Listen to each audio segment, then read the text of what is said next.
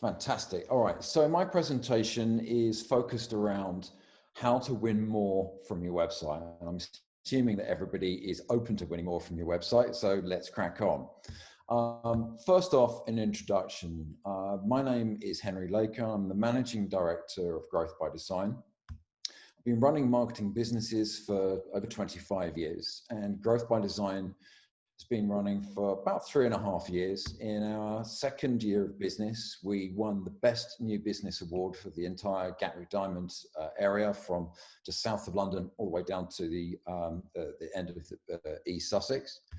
I am a director in 2 different marketing agencies: Growth by Design near Haywards Heath, where we have 9 of us on the team, and MJS Media over in Hastings, where we have 5 on the team. And as Tim mentioned earlier on, I co-authored our book, marketing book, Growing by Design, with Tim in 2019. So let's get underway with the presentation. So first off, what goes into an effective website? Let's start with that as a beginning point. All websites, if they're going to have a chance of being really effective, they need to be built on a really good, solid foundation. And the first point of that is being built on a suitable platform. As an example, WordPress is one of those platforms. It is an industry-leading worldwide content management system. If a website has been built in a do-it-yourself package like Wix as an example, it will serve a purpose, but it will never perform as the salesperson that you intend your website to do. And at some point, you're going to run into some quite significant challenges. So the website must be built with a really strong platform behind it. It also needs to be properly constructed. So you wouldn't set out to build a house by just rocking up with some bricks and starting to throw them together and hope it turned out okay. And the same thing exists with an effective website. It needs to be constructed in a well thought out way, right from the ground up. Consideration needs to be given to all of the content, the audience that you are wanting to target with that content, and the key phrases that you are hoping to attract the right audience and direct them to the right content within the website. The next point on is that the website needs to be really easy for people to use, easy for them to navigate to what's important to them quickly and efficiently. It also needs to be easy for the owner of the website to be able to use, so that they can easily update it and help it to evolve as their business does moving forwards. And the content within the website needs to be very much customer focused. It's got to be answering the questions that your prospect audience has. Very often you'll find, in all cases, the things that motivate your prospects will be likely very different from the things that motivate you. So this needs to be considered right from the very beginning before you even start with the build of the site. Then lastly, there needs to be a strong focus for an effective website, not just with call to actions, but the visitor journey that you want to take people on. What do you want them to do? We don't just want a website to get visited. We want inquiries from the website. So there needs to be a really clear series of steps of what you actually want people to do, how you want them to engage with you, and how you want to gain opportunity and inquiry from them. Now, if all of this has gone into a website in the right way, you've got the basis of what can be and will be an effective website at a beginning point for you. But there is a next step on, and I'm going to take you through 2 further steps. The next step on is the maintenance of a website.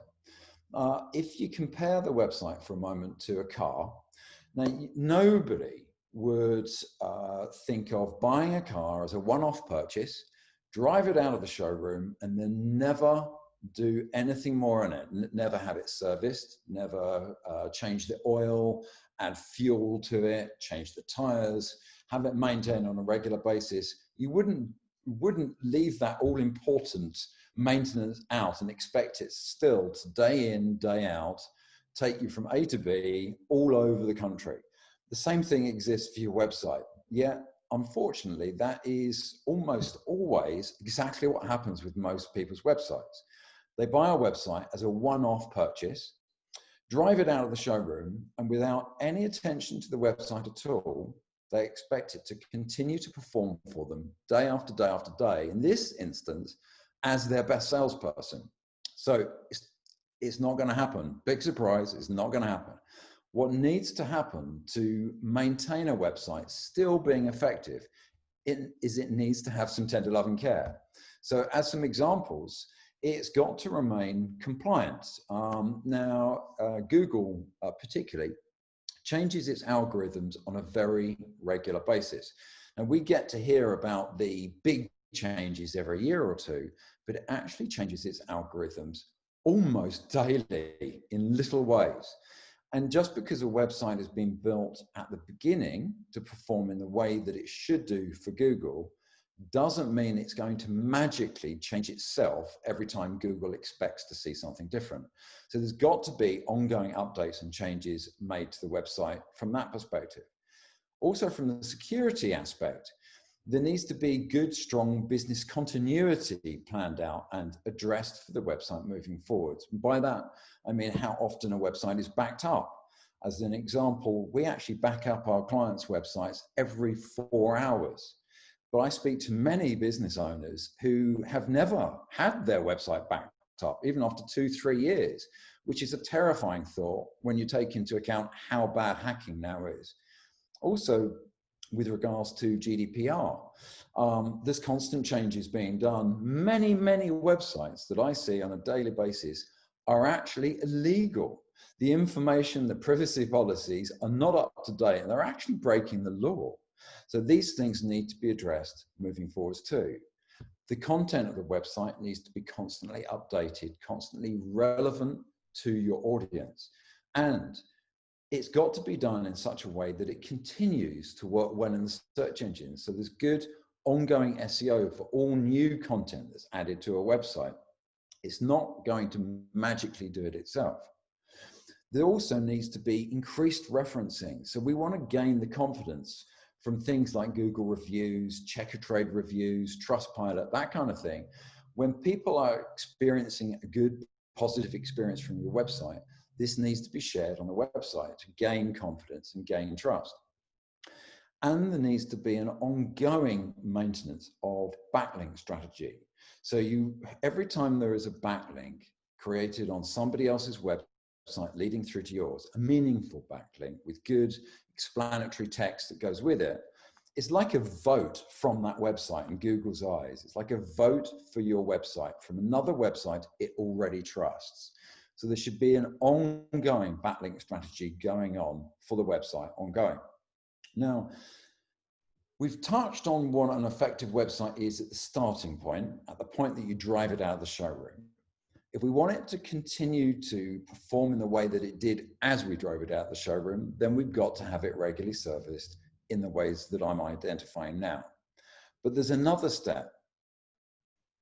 Because with websites, for every business, it's not a case of maintaining it and just driving from A to B all the time.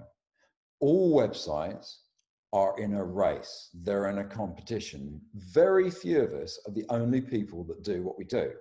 So there are lots of competitors that also have a website, and it is a race. It is a challenge, a competition that we need to beat them for. And to do this, again, it doesn't magically happen. There needs to be a strategic plan for how you're going to advance your website moving forwards if you have any chance of winning that race. Some of the things that you need to keep in mind are competitiveness. So you need to continue to monitor not just how your website's doing, but monitor and research what your competitors are doing, what they're ranking for over and above what perhaps you're ranking for. What changes are being made on their website, what can be learned from it. So adaptations are being made to your website to make sure that it's moving forward in the same way.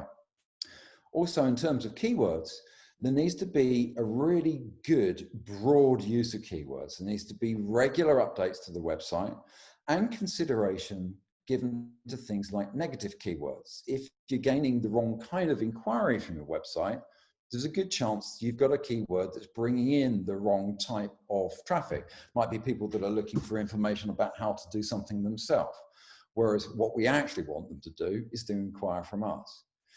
The breadth of keywords needs to be broad too. If you imagine what we would like to do when gaining opportunity is to use a net to actually get that opportunity rather than dipping a little fishing rod in the sea. And then in terms of the type of keywords that are used, should we use fathead keywords over long tail keywords? If a business has designed and built a website themselves in a do-it-yourself package like Wix, and they don't know the difference between fatheads and long tails, they've got a problem. If the web design company that have built a website for you hasn't had a conversation with you about fatheads and long tails, you've got a problem. To give you an indication of what those two types of key phrases are, a fathead key phrase is basically, it's a very popular keyword with a lot of volume to it. So usually have a lot of traffic, but it will be quite general. So as an example, it might be a keyword like sporting goods, whereas a long tail keyword or key phrase is more specific.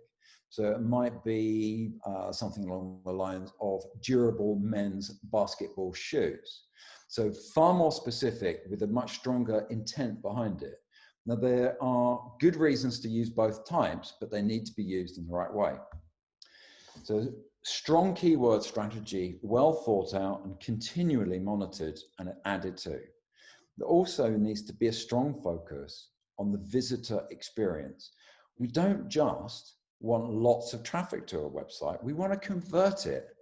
Traffic that converts is where the results are. We want the inquiries. It's much, much cheaper to convert the opportunity that's landing on your website rather than keep sending more and more opportunity that isn't.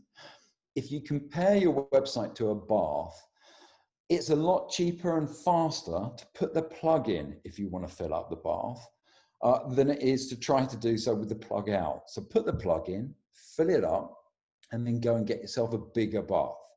So what I have highlighted is what needs to go into an effective website at the beginning point. And then once we drive it out of the showroom room, what needs to happen to continue maintaining it having a good result. And then what needs to happen to make it enter into the race and have a chance of winning. So here's why it really, really matters. The reality is that most people, they focus on the initial build of the website. Unfortunately, it's a big mistake because what they're doing is neglecting the maintenance of the website and failing to maximize on the big potential there is to actually advance it. I've put together a slide here to try and show you what that will look like in real terms. So down here on the left, we've got a new website having been launched. In the early days, it has some early good ranking opportunities. And I've mapped out on a monthly basis a starting metric of 12 orders a month with an average order value of £250 per order. So £3,000 coming in every month from the website. Now, what people would like, what they hope for, is that this is going to maintain. Unfortunately, that rarely happens. The reality looks like this. So what happens is just a small drop. I've just made a drop of one order per month, every month dropping down. And that has a negative compound effect. If left to decline over a 12-month period, what could have been £36,000 worth of opportunity converted and in your basket can drop down to 19,500. Real big drop unnecessarily because nothing's being done to maintain it. Now, if you apply the maintenance actions that I shared in one of the earlier slides, we have an opportunity to maintain the results that we're getting on a month-by-month basis. So by applying the maintenance and the servicing of the website, we keep ourselves in a day-to-day driving from A to B level. So we keep these opportunities coming through and getting backed. When we then start to apply the advancement of the website, this happens just by adding one order per month it has a positive compound effect that can drive us up to the top. Now we've entered into the race and got a chance of winning. And it is, if I compare it to a salesperson, if you employed a salesperson, gave them a laptop, a mobile phone, and a car, but then that's it and left them, you'd be pretty crazy to revisit things a year later and expect them to have received any results if you haven't provided any training, any tools to help them get the results that you need. So by applying this kind of advancement, we can enter the race and actually start to win. Hopefully, in just 15 minutes, I've given you some insight as to how things could and should be working for your website.